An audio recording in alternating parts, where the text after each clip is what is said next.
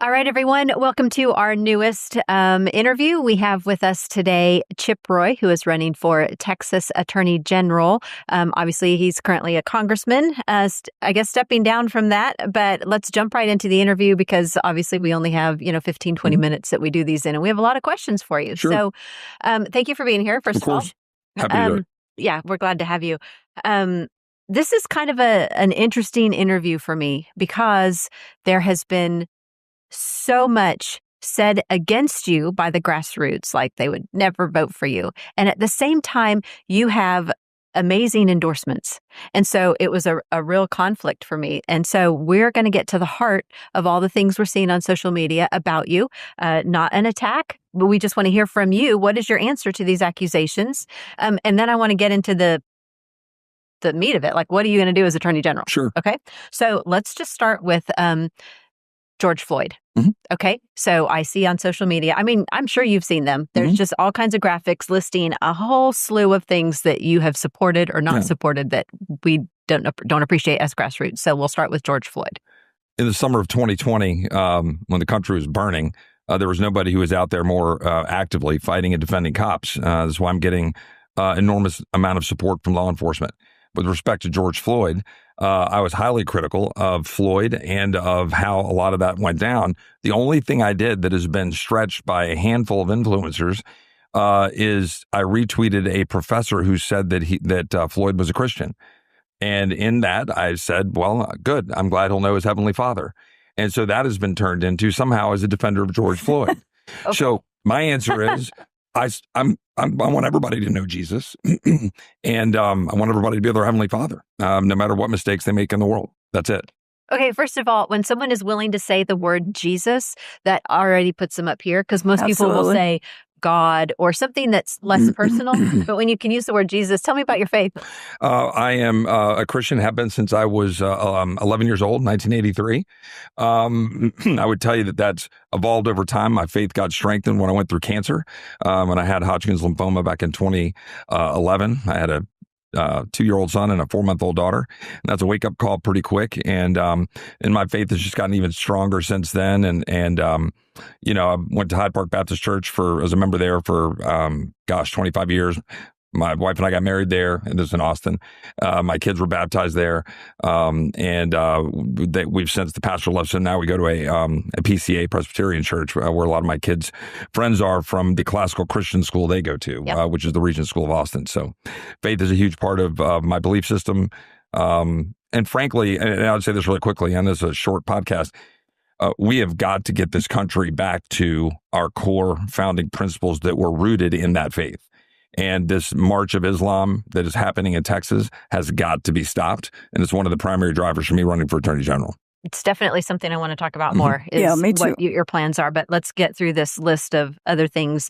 You supported the impeachment of Trump? False. I voted against impeachment loudly. I disagreed with the impeachment of President Trump. Both impeachments, by the way. I was serving in Congress in both of the impeachment votes. So if you back up, and this is really important, from 2020 on, since then I've been actively involved in the election integrity fight. Through 2020, I was talking about mail-in ballots before we got to November. I was calling on us to do what we need to do to protect against the fraud that was inevitably going to occur. We then watched the fraud that was occurring. We know that there was rampant fraud on Election Day. 2 days after the election, I went to Atlanta, Georgia. I went and met with Cleta Mitchell, one of the president's lawyers, one of my dear friends, who, by the way, has endorsed me, went and met with Cleta because Fulton County was a mess. Georgia was a mess. Then immediately was engaging with Mark Meadows, one of my dear friends, who's also endorsed me. And Mark and I were texting about, we need ammo. That was a quote that got put out and released, my text, when they got subpoenaed. New York Times, Washington Post, CNN, they put these all out and they attacked me as being a part of the grand conspiracy. Well, all during that time, I was fighting because there was one thing I knew. We needed desperately to get any state to come forward with a different slate of electors. We had to prove that up before we got to the dates that were going to hit us in December, and then obviously January, getting to January 6th when we have the votes on the electors. Fast forward. So then this is how this comes up. January 6th, all of that occurs. Where I disagreed, the crux of my disagreement was that we could reject the electors. under no circumstances do I think another state can tell Texas what our electors are. And I don't think I can go tell another state what their electors are. So when, and this is the word, when the president was pressuring the vice president to reject the electors, that's where I disagreed. And I disagreed with the president on that. And for me, I said in a floor speech that it was a potentially impeachable conduct to tell the vice president to do something that I think is an unconstitutional thing. I understand why. And look, it was a crazy, hectic day and moment in January 6th. I might, change that word choice in retrospect, but I opposed the impeachment and strongly supported the president at every turn. But the bottom line is I strongly opposed the impeachment.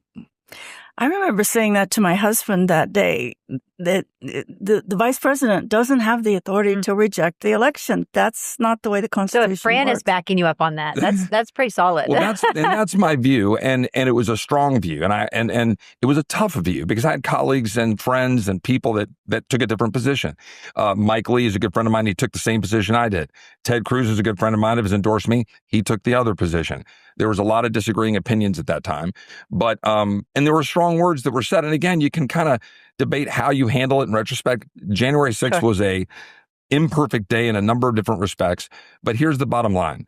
President Trump, I've stood alongside him in every election when we were getting him to get elected and through the general election. And I've been standing alongside the president since he's been in this term, fighting to get the big, beautiful bill accomplished, fighting to get legislation passed. The SAVE Act, which was my bill that I drafted, that we passed in the House last year during his election, during 2024, was to guarantee that only American citizens can vote in American elections. The House passed it. Unfortunately, the Senate killed it. Yeah. But it's an important tool, and we're elevating it, and hopefully we can get it past the senators. It's such an important bill. And you just brought up a question for me. What is President Trump saying about you? Well, so the president and I have gotten to know each other very well, particularly through this last 9-10 months. And I would sum it up this way. I obviously represent Kerrville, and I've had to deal with the tragic events down there.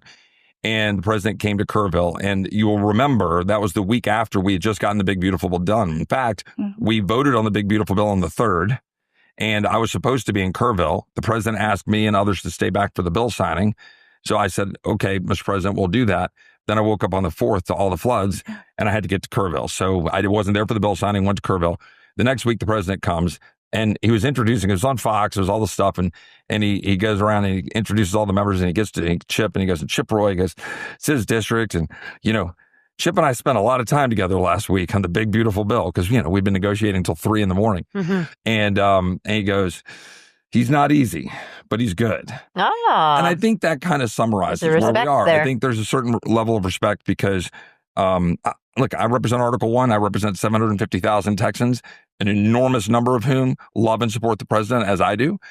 But I've got to hold up Article 1. I got to go fight when I'm up there in Congress and then negotiate. And he likes deal making. And we landed the plane in a really good bill. And we don't want easy. Correct. We want what's right. We want people to stand up and strong fight. Voice. Yeah. Yes, strong voice. Which incidentally, I mentioned off camera that I spoke with Wade Miller about you, who is a big, good friend of True Texas Project. My first chief of staff. And he said the same thing, that if you want someone that's going to say what needs to be said, regardless of the consequences, then you're the guy. So that was a big endorsement, in my opinion.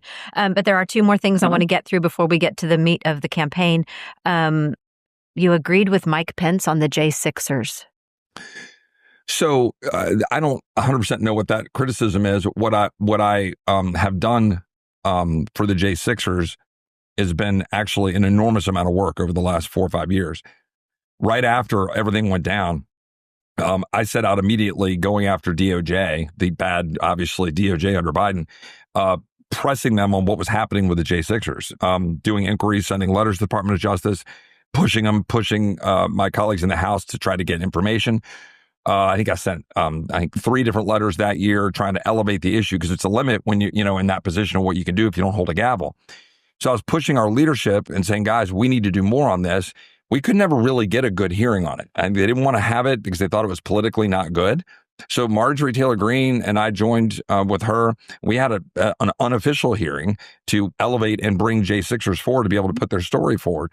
My staff and I have met with dozens of J6ers to try to help them. Mm-hmm. I held a meeting in November of 21 with about, I'd say maybe 12 of my colleagues and about 10 of the lawyers that were representing J6ers, worked with Julie Kelly, trying to figure out how we could elevate the issues.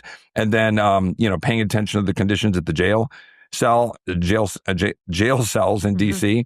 And then importantly, as soon as when the pardons happened, they weren't letting them out.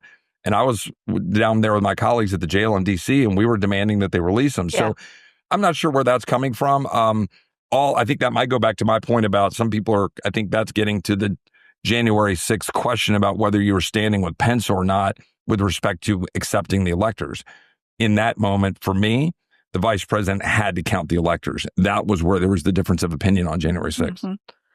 I love that we can just tick through these and say, because none of these accusations really match the Chip Roy that we know in action. So I love going through these, and this will be the last one. Sure. You supported the impeachment of Paxton. Now, and I think probably that's where a lot of these tweets mm-hmm. are coming from that are against you. Sure. Tell me about your relationship with Paxton. So Ken and I have known each other for a long time. So let me just answer that straight up. At no time did I ever call for or support the impeachment of Ken Paxton. What I did do back in 2020, when certain things were going on, I did stand behind some of the people that worked for him that obviously had disagreements of opinion with him. And I wanted to back them up. Some of them were friends of mine, and they were being attacked. And that included, of course, during the impeachment proceedings, again, which I didn't call for, had nothing to do with, and didn't endorse or support. But a friend of mine, David Maxwell, was one of the guys testifying. And he was a 30-year Texas Ranger. He solved his own sister's homicide case. He's battling cancer while he was testifying. He's a friend. So I backed him up. And that's just how I am. I'm going to defend my friends. Ken and I haven't always agreed on every single thing, but the guy's been killing it in the job, and he's a conservative, unflinchingly conservative, and has filed enormously important litigation, has done a lot of great work in the AG's office with a lot of people that I know and respect. Mm-hmm. And it's why I went to work for him. It was why I was his first assistant attorney general, is because we share the same values of what we want to try to accomplish with respect to our conservative beliefs and fighting for the people of Texas. Sometimes you just have to agree to disagree in terms of how you do things. Adams and Jefferson didn't agree, right? It's just there are things that happen in the political world, and we can agree to disagree. Okay, well, you heard it straight from him. I appreciate you addressing these issues head on. I know it's probably not always comfortable, but I mean, if you believe in what you believe in, who cares, right? Yeah, I mean, that's something that's really important to me. Is you got to stand up and say what you believe, and then go fight for it, and then however the chips fall, so to speak, they fall. That is what it is. I mean, put my faith in the good Lord. I don't. I'm very much the same as you, so I appreciate that. But okay, then let's get to the office of Attorney General. Sure. Why would you leave Congress to run for Attorney General? So I'd say there's sort of two big reasons. One is a personal one. My kids are 16 and 14. I've spent almost 7 years now flying and commuting to D.C. My wife is a saint. My kids go to classical Christian school, so they've got a community around them, which is great. But I don't want to wake up and they're gone. So I want to be back in Texas on a personal level, but also more importantly, from a professional standpoint, not more important than the personal, but I mean important from the professional view. I think I've done what I can do as 1/435th of 1/2 of 1/3 of the federal government. Yeah. I have tried to change the town in the speaker's fight and more power for conservatives and the Rules Committee and Appropriations Committee and things that we've been doing and getting votes and trying to constrain spending, working with the president. Russ Vought is one of my best friends at OMB. We've been doing a lot of great stuff, and I'm proud of it. Mm-hmm. But at some point, you got to look at where you think your skills can be used the best. I'm a former federal prosecutor in the U.S. Attorney's Office, the former first assistant attorney general. So I've been in there. I know how it works. I've been in the thick of the fight, whether it was as a staffer working for Ted Cruz as his chief of staff, or whether it has been as a member of Congress on the House Judiciary Committee. I know these issues. I know them well. And we can't lose Texas. And Texas is under assault. It just is. Soros, DAs, the Wren Collective, all the stuff that's putting criminals on the streets. This is in Austin, San Antonio, Dallas, and Houston. We can't have that. This is Texas. We can't have Islamists and Sharia law adherents marching into Texas with the state with the most mosques of any state in the country, and with Epic City and with all the things that we see going on. That can't happen, or we lose our home. And if we lose Texas, we lose America. So I think we need an attorney general with the backbone and the skill and the background to stand up and defend Texas, and prayed about it and thought about it. And after the Kerrville floods, working with law enforcement, engaging with DPS, engaging with the local guys and sheriffs, I just had a heart and a calling to be back and working with law enforcement and to defend and protect the state. Tell me how you would handle going against Abbott, because that's a big argument I have with so many of our politicians. Nobody wants to go against what Abbott wants. And so a lot of things just kind of get pushed under the rug or glossed over. I've been told you wouldn't be that way. Am I right? I believe in standing up to deliver for the people of Texas, whatever that takes. And when I agree with the governor, I'm going to stand up and fight and defend the governor, defend his prerogatives, because he's the governor of this state. When I disagree with the governor, as I did, for example, during the shutdown, COVID shutdown, and we had, restaurants and, vineyards and music venues that Luckenbach and all these places that were just getting hammered. And I was like, we've got to open up, right? And so I leaned hard and hot into that fight. School choice, not this last session, but the one before. School choice was nowhere near where it needed to be. It wasn't good enough. It wasn't universal enough. It came with a massive price tag going to all of the public schools to keep feeding the beast in this state. And I opposed it pretty loudly, and I kind of got into it with a few folks in Austin about that. So did we. And I think, and even this one, I mean, I kind of held back a little bit on this one because it was moving forward and it was better, but even there wasn't where it needed to be, right? It's not what we need. So I'll say that. I will stand up and do it. I've done it before. I certainly do it in Washington. It won't be any different in Texas. But I will say this. You fight and you push and you pull, but then you figure out how to come together as a team to go beat the enemy. And the enemy of the Marxists and the leftists that want to take away our way of life, we got to go beat them. So the big, beautiful bill, was it what I would draft? No, I would have done more. I would have cut more. I would have had more things in there for healthcare freedom and things that I wanted to see. And I would have fully gotten rid of all the Green New Scam subsidies. But we got half of them, right? We got $1 trillion of Medicaid reforms. And that took an enormous amount of work and negotiation. At some point, you have to figure out how to take a win and then go take the next win. Yeah, I like that. And one of my big concerns, because I'm very closely involved with the legislature and what goes on there, is we pass so many laws within the legislature and then nobody enforces them. Right. An example is the dirty books thing. We pass a law, no dirty books in schools, and we still have them. The DEI thing, we passed the law, quit using DEI in your hiring practices in universities. They're still doing it. So I'm concerned about the person in the AG's office. Will you be really paying attention to all of those things within the state of Texas?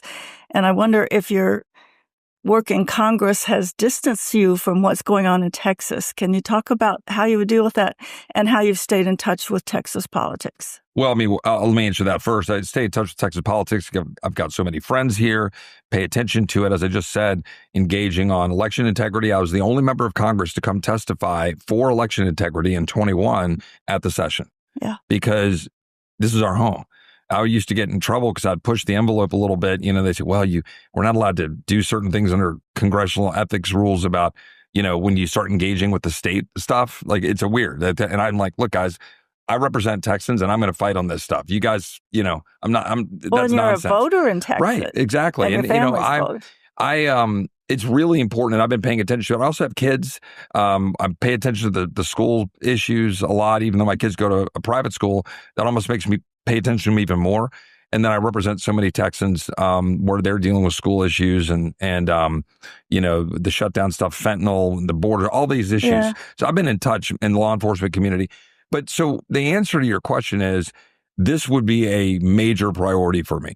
Good. You have to go enforce the law. And here's one of the kickers, right? In Texas, in a lot of states, but Texas in particular, we have a lot of devolved power with respect to DAs and with respect to local law enforcement having the bulk of the power.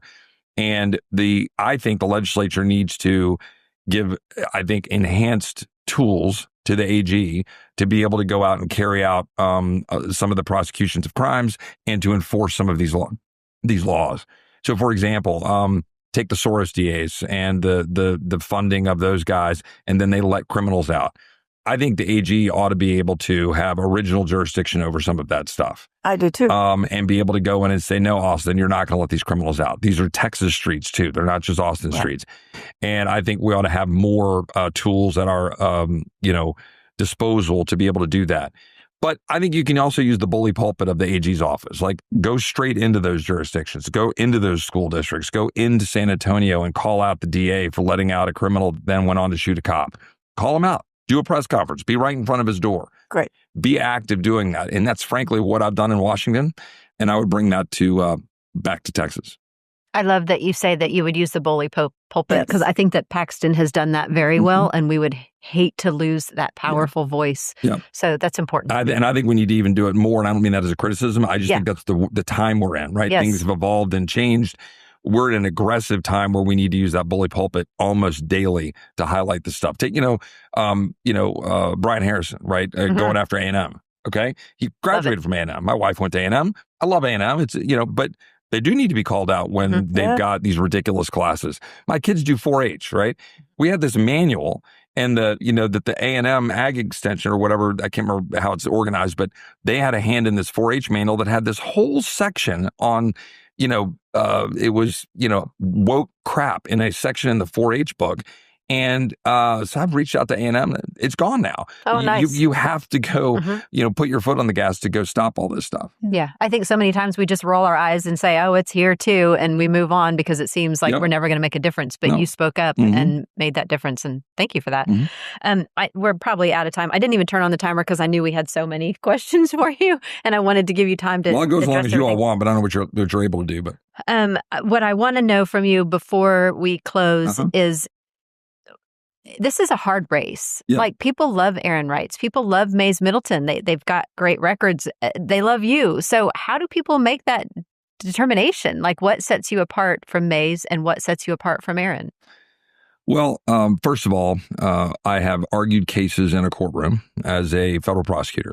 Neither of those gentlemen have done that. I have been the first assistant attorney general. And while I know Aaron worked in the AG's office, there's a difference. And when you're the first assistant, you have to pay attention to the entirety of that thing as the first assistant, working for the AG. But importantly, look, I've got the battle scars in my own name. I've got the battle scars for every fight that I've taken on. And these aren't small things, right? When you are sitting on the floor of the House and you're saying no to seating the Speaker of the House, and for 3 days, the entire country is watching, and your phone's blowing up by conservatives all across the state of Texas, and I'm talking people that I don't even know quotes, conservative supporters. Chip, what are you doing? You're going to turn this over. You're going to give the speakership to Hakeem Jeffries, or, guys, calm down. Okay. Some of us have to stand up and fight, and we needed a change, and we forced changes that had we not done that, we wouldn't have gotten the big, beautiful bill. We wouldn't be able to do the things we're doing for the president because we changed the House. That's the kind of individual you need. You need someone who's willing to go out there, demonstrate, that they're going to stand up and fight. We can all say the same stuff, right? There's not going to be a dime's worth of difference between these candidates in terms of what we will say we will do. But my experience in life is it is only a handful of people who can sit there in the cauldron and take it and still stand up and fight and do the right thing. And whether it's law enforcement, whether it's, issues on the DEI and woke and all that stuff. I put out a report with Marco Rubio when people were saying, oh, you can't talk about that. We put that report out like 3 or 4 years ago. I did the terrorist organization and, designate cartels as terrorists.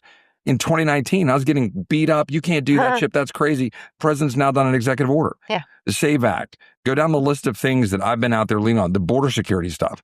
I introduced a bill to fundamentally change the way we're dealing with the border security issue, put out the Texas border plan, drafted it, authored it, and rallied the entire delegation, except for one, you can guess who it is, who didn't sign it. And we got that done, and then that became a part of the speaker's deal that then guaranteed we got the vote on H.R. 2 to change the entire institution of focusing on border security. Leadership matters, and you got to have a demonstrated track record of doing it. And I think the voters will see that. And I'm proud to be getting a significant amount of support from the law enforcement community. I think that's going to be pretty clear. Okay. Do you have any questions? Because I want to wrap this up. Do we have time to talk about Sharia law and that whole situation? Because you've mentioned that and it's in your questionnaire. How do you see us dealing with that? It's a huge concern for most of our supporters. Yeah, to me, it's one of the biggest issues we face. And I will say this, I don't like to talk about these private communications. People have been, suddenly everybody was Charlie Kirk's best friend. And I won't say that. But Charlie and I had a good relationship and we talked fairly regularly. The last substantive conversation we had was about Sharia law. And it was about Islamists. And it was about the Muslim invasion, if you will, and pressuring the West. And he said, and I agree, that our side, our folks don't get it. They don't get how bad this is. And we need to do something about it. He and I agreed. I sent him a floor speech I did 15 months ago on the House floor where I railed on this issue. I said, if you see the 6-7% of the UK, if you see what's happening in London, if you look at the now 10% of Paris, you see what's happening throughout all of France, it's coming right here. It's coming to the United States. And we better darn well do something about it. My office got calls from CARE and all the crazies were coming out and they got harassed. And I told them, well, I tell you what, when you get rid of a, unindicted co-conspirator as the head of your organization at CARE, then call my office again. They kind of went away. You got to be willing to tell them to pound sand. You got to be willing to stand up and fight Sharia law as inconsistent with the Constitution of the United States, not just Epic City. I'm talking about throughout the state of Texas. And we got to get busy doing that. I co-sponsor Randy Fine's bill to ban Sharia law. I think it's somewhat redundant because it's already unconstitutional, but I think it's important for us to state it and have the law. And Randy and I agreed on that.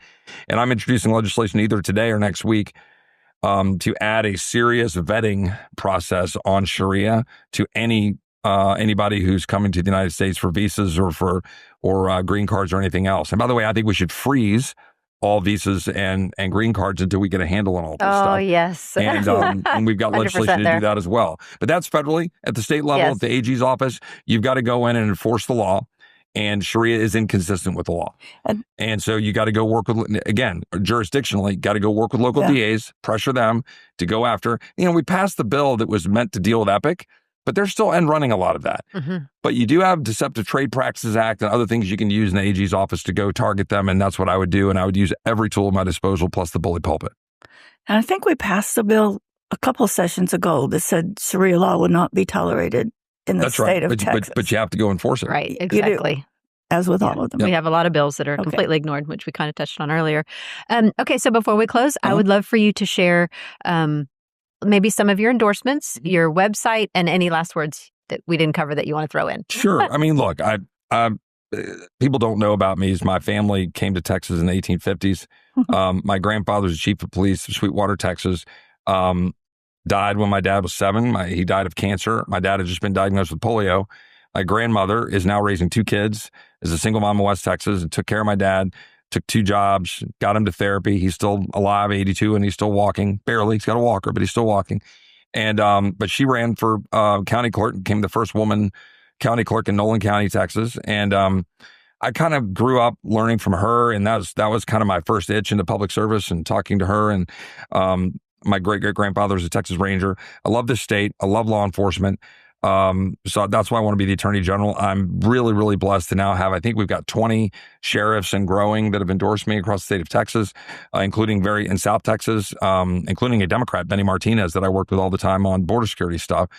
And, Ted Cruz has endorsed me, Gun Owners of America, National Association of Gun Rights, a whole host of folks. And look, there were a number of endorsements that went out, particularly for Mays early. I couldn't get in this race. I had to finish the big, beautiful bill. Ken announced in April he's running for the Senate. I had to finish the big, beautiful bill. And then I had to stand with the people of Kerrville. We were going to announce a couple different times. I was like, I can't do that. I got to go help the folks that I represent. So by mid-August, I felt like Kerrville was in a good enough spot. And so I got in the race, and we've been racking up strong endorsements, and we'll continue to rack them up, I believe, as we keep moving across the state.